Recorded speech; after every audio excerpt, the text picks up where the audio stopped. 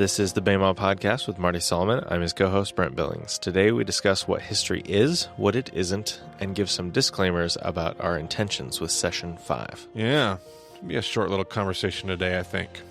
But important for me, and it might just be personal. The listeners might not even care. But this is important and an important disclaimer episode for me. So we left our last conversation, not our last episode, before our intro and our capstone to Session 4. Before that, and that last content episode of Revelation in Session 4, we left that conversation finishing our study of the Scriptures and had this nagging question. What happened? What happened between Revelation and where I sit today? Now that we're done with our study of the God-breathed text, we are entering a very sticky and dangerous realm of my own personal thoughts and opinions.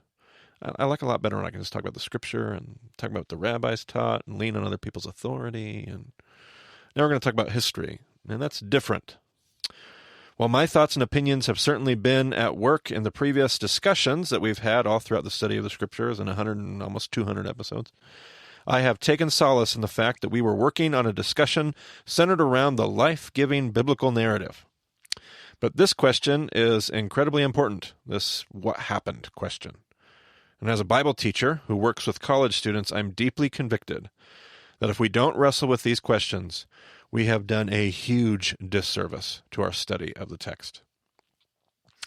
One of the things that we talk about here at Impact Campus Ministries is what we call message, mode, and milieu. What do you think about that word, Brent? Milieu. Have you ever heard that word before? I had never heard it before Impact. Yeah, and you heard it until one of my friends and mentors, and was my boss at the time. He was the president of Impact before I was. His name is Bill Westfall.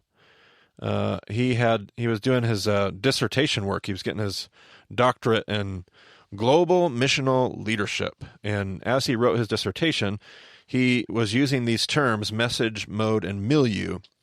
Now, I don't even want to talk about milieu. It was just a fun word to say.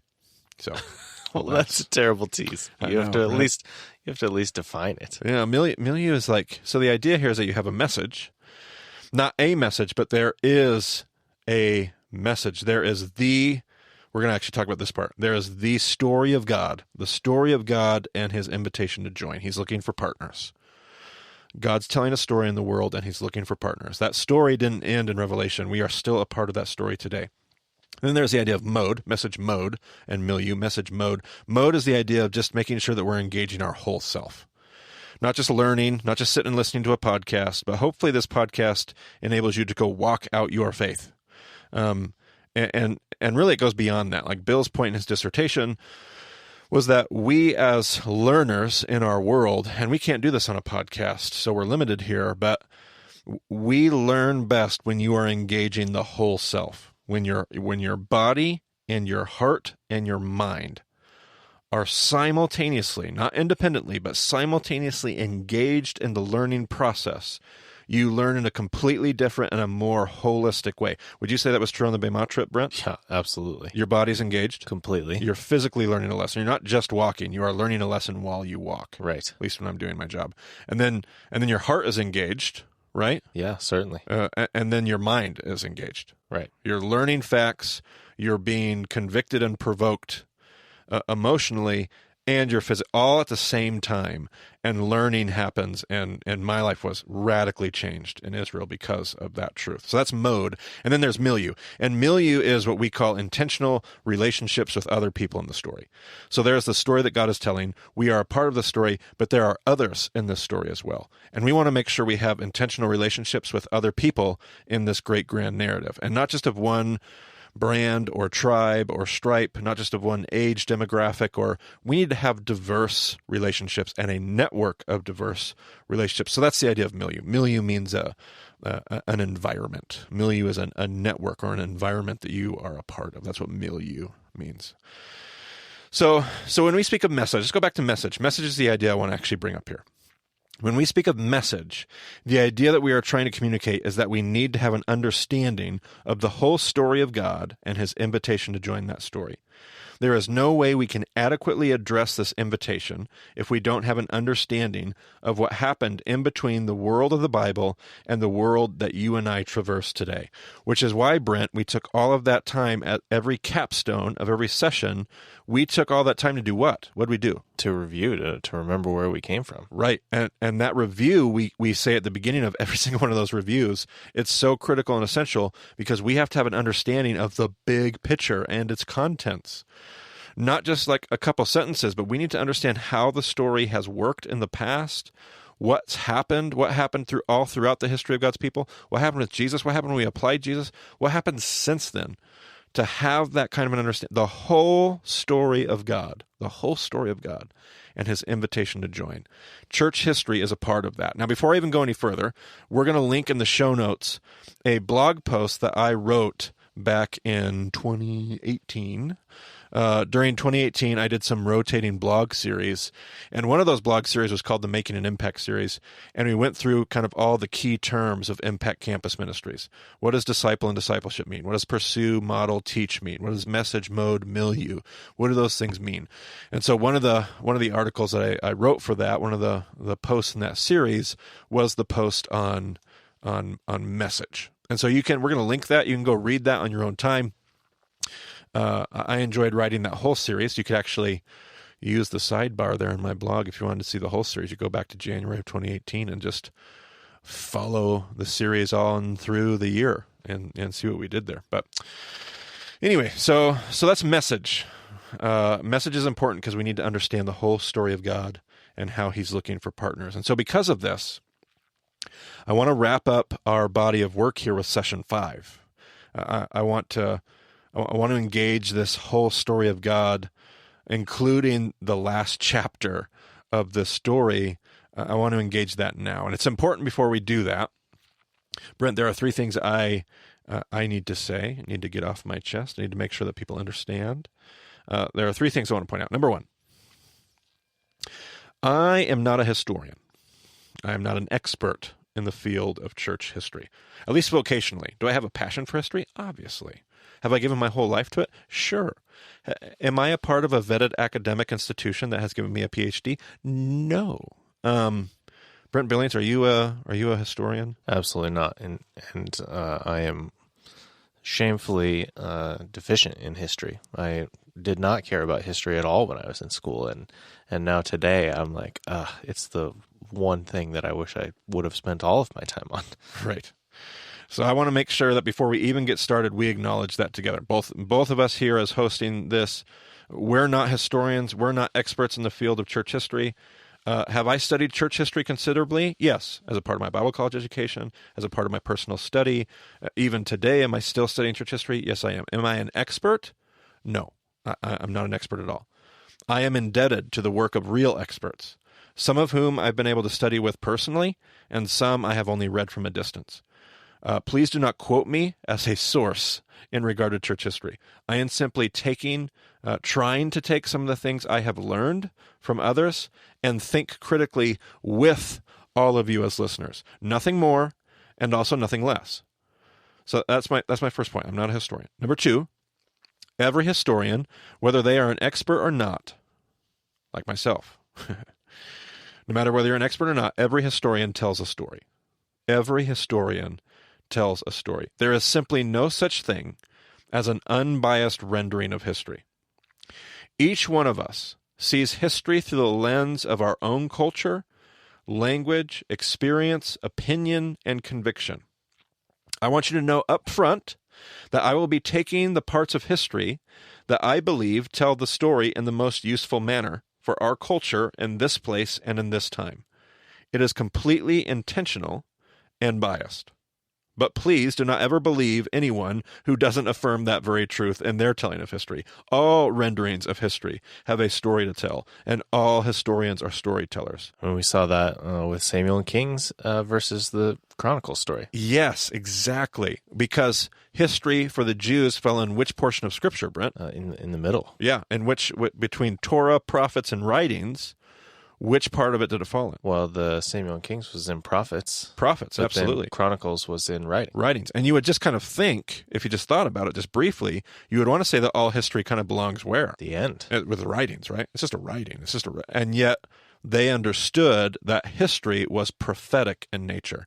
That when you tell the story of history, you are actually engaging in prophecy of a message. You are being a mouthpiece of what God wants us to understand in the way that you record history. So we should not run from that truth. We should embrace that truth. We should not, we should allow it to challenge us to think critically about our past. That's number two. So first one is I'm not a historian. And number two, every historian, whether you're a hack like me or just, or an expert, you're always telling a story. You always have an agenda. You always have a bias. Intentional or not intentional, whether it was given to you or whether you've owned it, it's true. Number three, my intent with session 5, is not the history of the church. Which wait, what? You just said we were going to journey through church history. Yes, we're going to journey through church history, but my intention is not to actually cover the history of the church. I will not even begin to deal adequately with any portion of church history in a comprehensive way. I will not be doing a study on the Reformers or the Desert Fathers. I simply want to take a broad look at where we've been and how our Christian world has been shaped. This means I will be overgeneralizing all the time. It means I will try my best not to do this in a misleading or a disingenuous way, but I want to stay within the scope of my intentions here. And this is something that's always kind of bothered me, because when you study church history, you spend all this time studying the Bible, right? You study the Bible. For us, we've spent almost 200 episodes studying the Bible, 4 sessions of the Bema podcast. We're so cranked up about the Bible. Something like 100 hours talking about it. Right. And then you start studying church history, and I feel like Christians lose their mind in a similar way to politics or Revelation and eschatology. We all of a sudden just go to whatever little pocket of church history that we love the most, whether it's the Reformation or the Anabaptists or the early church fathers, and we just want to dive into there to find direction and meaning and purpose. But the direction, the meaning, and the purpose was in the text. So I'm not going to get lost in the Reformation. I'm not going to get lost in all the details. And there are people that are going to be church history buffs. They're going to be furious with me after session 5 or during session 5. And that's okay. I hope we can still remain friends and you don't stop listening to our podcast. And we'll be done with session 5 very quickly. It'll be a very short session. But I just want you to know what my intentions are up front, because some people are going to be like, but there's such good stuff in that portion of history. Yes. But our podcast wanted to focus on the text. And all we're doing now is trying to figure out what happened since the text. What happened to the text? What happened? So we're wanting to be text focused. Remember, we named this thing Bema because the Bema sat where, Brent? In the center of the synagogue, and you stand on it when you read the scriptures. That's right. And it was in the center of the synagogue, and so we wanted to have a podcast that centered around, we wanted to have a discipleship program. We wanted to have a ministry where the thing that sat in the center is not our history. It's not our dogma. It's not our doctrine. It's the Bible. It's the scriptures. It's the text. That's what we want to center our conversation around. So we're not doing church history to do church history. We're doing church history to understand how to apply the text. I will not be making a diagram, a master diagram with a map of all of the denominations throughout church history. Oh, baby. Somebody's got to have done that. Sounds like something Roger would do. I can't even imagine the scale that would be. Yeah, that's right. There's a lot of denominations out there. There is. Tens of thousands, depending on who's doing the count. 33 to 38. I've even heard 46,000 denominations, depending on how you define it. All right, so in this regard, there are many, many great sources for church history. I'm going to recommend a couple books. There's a million others. There are a million others that are probably way better than my 2 recommendations. But let me recommend a couple that are from I have spent time with them. Okay, the first one is Constantine's Sword. Constantine's Sword by James Carroll. I wouldn't say it's perfect. It's just a great way to interact with some thoughts centered around church history. and some good critical thinking that you'll do if you read that. Bruce Shelley wrote a book, Church History in Plain Language. Church History in Plain Language by Bruce Shelley. Brent, you've been spending some time with old Bruce. I've been reading it, yes. Yeah? How's that journey been? It's substantial. It's substantial? It's about 500 pages, Yeah. and I mean, there's so much information in there, and so much of it that I'm completely unfamiliar with, so it's been a tough read for me. I've been reading it very slowly. Yeah. But at the same time, I feel like it's just barely touching on everything. Like, it is an incredibly broad but yet narrow, It's comprehensive, but but accessible. accessible, sure. But that doesn't mean accessible as in like easy. Just Right. means you can follow along. Take Yeah. some work. Now, if you're like, oh my gosh, that sounds like a big, thick book, I'm going to get Constantine's sword. Don't do that. Constantine's sword is probably twice as big. It's a huge work, but both of them are great. They're a great way to get started. I've read earlier. I actually didn't finish it, as the case with many books in my life.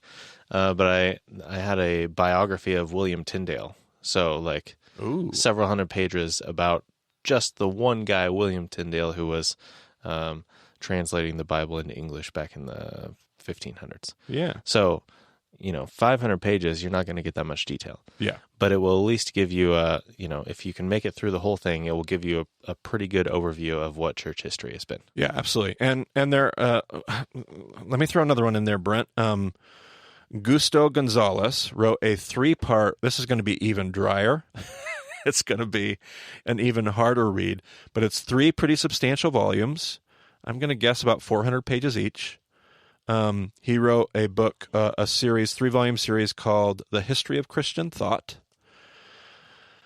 It's very much about Christian thought. It's not about history at all. It's not going to go over the context. It's only going to go over how was Christian thought changing over the course of, so it's just about philosophy and theology and thought. That's all it is.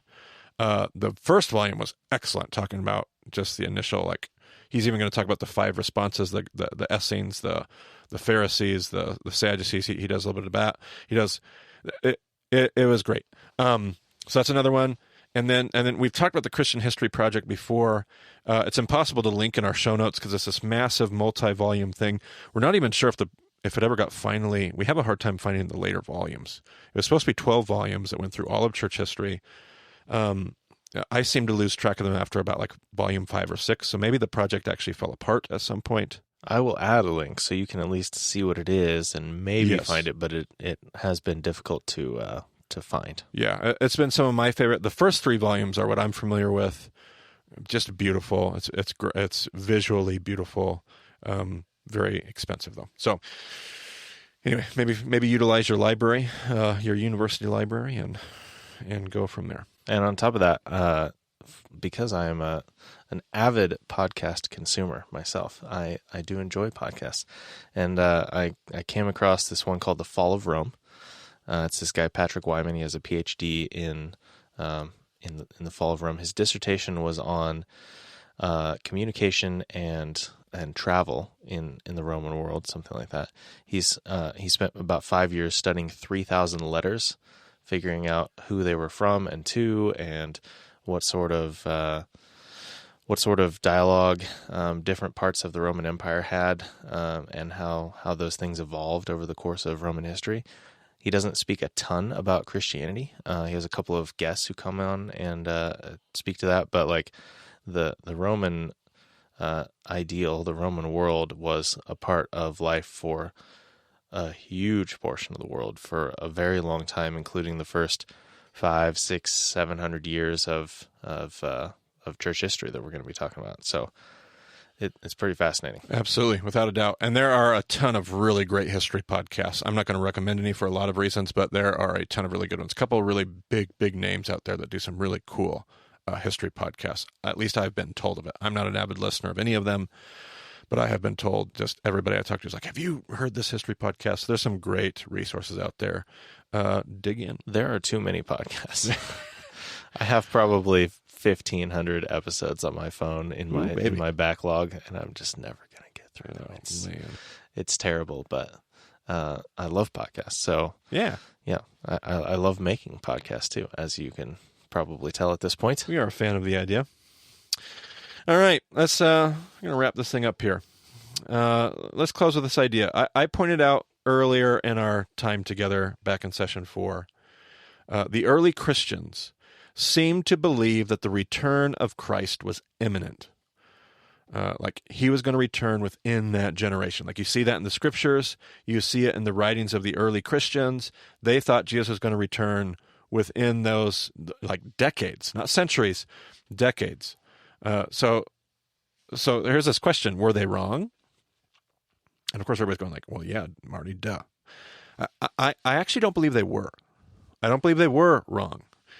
As I said earlier, I believe Jesus taught about a proper eschatology, and there were two different kinds of eschatology. Brent, what was Jesus's favorite eschatology? What was, if we believe in Jesus, what was the right eschatology? Can you remember? The 3-part eschatology. Right, because there was this 2-part that there was this age and then the age to come, but there was a 3-part, and just give me a 1-sentence, 2-sentence description of this 3-part eschatology. So with the 2-part, there's a hard break between the 2 parts. But with the 3-part, you have your initial period of this age, and then the age to come begins, and it slowly fades in while this current age slowly fades out. And then eventually you do have that 3rd part where it's just the age to come. Absolutely. That was Jesus' eschatology. He actually critiqued John the Baptist about his 2-part eschatology. So I do not believe, because of that eschatology and how the eschatology works in Jewish thought, I do not believe there is a fixed date for Jesus' return. I don't believe there's a date set in the future for the day when Jesus returns. On the contrary, I believe God is inviting us to partner with him in restoring a broken world. And at some point, as this redemptive arc of history is bent closer and closer to the intent of God, God will eventually snap the last few pieces into place, maybe just as the apocalyptic prophets paint the picture, or maybe differently. But this understanding that I have, so I'll say that again, I don't believe the early Christians thought that Jesus was going to come back within decades, years, not centuries. I don't think they were wrong, because I don't think the date of Christ's return was fixed. And I think that there was something happening in the world. This idea, by the way, is found in your scriptures. The idea runs congruent with the Jewish understanding that Peter uses in he has a portion in 2 Peter chapter 3, where Peter has a passage where he says something that I've heard very few people teach on. It's rooted in a Pharisaical school of eschatology. And this is what he says in your inspired Bible. Okay, go ahead and read us this, Brent. You ought to live holy and godly lives as you look forward to the day of God and speed its coming. That day will bring about the destruction of the heavens by fire, and the elements will melt in the heat. But in keeping with his promise, we are looking forward to a new heaven and a new earth where righteousness dwells. Give me that first sentence one more time, Brent. You ought to live holy and godly lives as you look forward to the day of God and speed its coming. And speed its coming. There's something about engaging in the mitzvot. There's something about doing the good deeds. There's something about walking righteously. Later, the Jews would call this tikkun olam. Tikkun olam. This idea of repairing the world. And if there's a good Wikipedia article on tikkun olam, we're going to link that in the show notes here. But this idea of we are partnering in tikkun olam, the repairing of the world. Apparently, the day of God is not fixed. The day of God, the day of the Lord, is not fixed, but stands in relation to us. Our obedience somehow speeds up its coming. That's what Peter said. It's right there in the text. Peter says we speed its coming. We speed up its coming. And just as we saw in the end of our study of the New Testament, this commitment and radical obedience by the early believers was working. It was working. The most powerful empire in the world was crumbling. The dragon was going to be thrown into the fire. The beast, it was all being done away with. I don't believe they were wrong to think that the coming of Christ and a new heaven and a new earth, prophesied by Isaiah, re-announced by Peter, Paul, and John, I don't think they were wrong to think that it was speedily approaching. But then something happened. We seemed to lose the plot. And I want to look at that in session 5. I want to look at what that something might have been. And so that will be my invitation at the end of this episode, to join me through the next 10 episodes or so as we begin to walk through the last 2,000 years, asking ourselves, if Christ was right at the doorstep, what happened that led us to where we're at today? Those are my thoughts and my stage setting for session 5. Brent, we're ready to get into AD 30 through whatever our first section is going to be next episode. 100 to 300. 100 to 300. That is our first date set. Makes sense. Domitian was right at the end of the first century. We're going to pick up right where we left off after Revelation. 100 to 300, you said? Yep. Excellent. Wonderful. That'll do it for this episode. Thanks for joining us on the BAMA podcast. We'll talk to you again soon.